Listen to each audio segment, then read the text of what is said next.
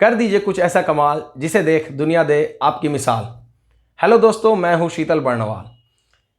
Happy father's day. आज father's day के मौके पर मैं आप सभी को एक छोटी सी कहानी सुनाने जा रहा हूं। ये कहानी एक पिता एवं एक पुत्र की है। एक बार की बात है, एक व्यक्ति जिनकी उम्र 50 साल है, वे अपने पिताजी को लेकर एक 5 स्टार होटल में गए। उनके पिता की उम्र करीब 80 साल थी। उस होटल में अंदर प्रवेश करने के बाद उनके पिताजी होटल को देखकर काफ़ी प्रसन्न हुए और अंदर ही अंदर मुस्कुराने लगे, क्योंकि वह होटल उनकी मन पसंदीदा होटल में से एक थी। अक्सर वे अपनी पत्नी एवं बच्चों के साथ उसी होटल में जाकर भोजन किया करते थे। होटल में टेबल पर बैठने के बाद पिता एवं पुत्र ने दोनों ने अपनी मन पसंदीदा खाने का ऑर्डर किया। खाना आने के बाद उन्होंने खाना स्टार्ट किया। खाना खाने के दौरान कुछ खाना पिताजी के शर्ट एवं पैंट पर गिर गया, क्योंकि उनके पिताजी शारीरिक रूप से कमज़ोर थे एवं वृद्ध थे। यह दृश्य को देखकर उस होटल में बैठे सभी लोग उन्हें हीन दृष्टि की भावना से देखने लगे, लेकिन उनके बेटे को कोई फर्क नहीं पड़ा उनके व्यवहार से। वह एकदम चुपचाप आराम से खाना खाकर बैठ गया और अपने पिताजी के खाने तक का इंतज़ार किया। जब पिताजी ने खाना खा लिया तब उनका पुत्र उनके साथ उनको लेकर वॉशरूम में ले गए और उनके कपड़ों पर लगे दागों को साफ़ किया, उनके बालों को ठीक किया और उन्हें चश्मा पहनाकर वॉशरूम से बाहर लाया।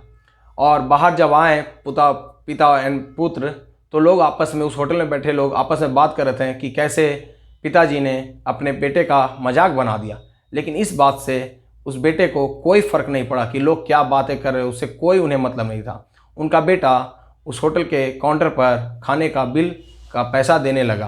तभी उस होटल में बैठे एक वृद्ध व्यक्ति ने उन्हें आकर कहा, बेटा ज़रा सुनो। बोला, क्या, बोलिए। तब उस व्यक्ति ने कहा, क्या तुम्हें नहीं लगता तुम इस होटल में कुछ छोड़कर जा रहे हो? वो चौंक गया और चारों तरफ, होटल के चारों तरफ देखने लगा। जी नहीं, मैं तो यहाँ कुछ नहीं छोड़कर जा रहा हूँ। तब उस व्यक्ति ने उस बेटे से कहा, तुम इस होटल में कुछ छोड़कर जा रहे हो, वो इस होटल में बैठे सभी लोगों के लिए एक सीख है। मैंने आज तक कभी ऐसा पुत्र नहीं देखा जो अपने पिता को इतने सच्चे दिल से प्रेम करता है और उनकी सेवा करता है। तुम्हारा सेवा तुम्हारे पिता के प्रति देखकर मेरी आंखें नम हो गई हैं। मेरी भी उम्मीद जाग गई है कि शायद मेरा भी बेटा मेरी इसी तरह सेवा करेगा, मुझसे प्रेम करेगा। धन्य है तुम्हारे माँ बाप जिन्होंने तुम्हें जन्म दिया, तुम्हें ऐसे संस्कार दिए। काश सबको ऐसा बेटा मिले जिससे सभी माता पिता धन्य हो जाएं।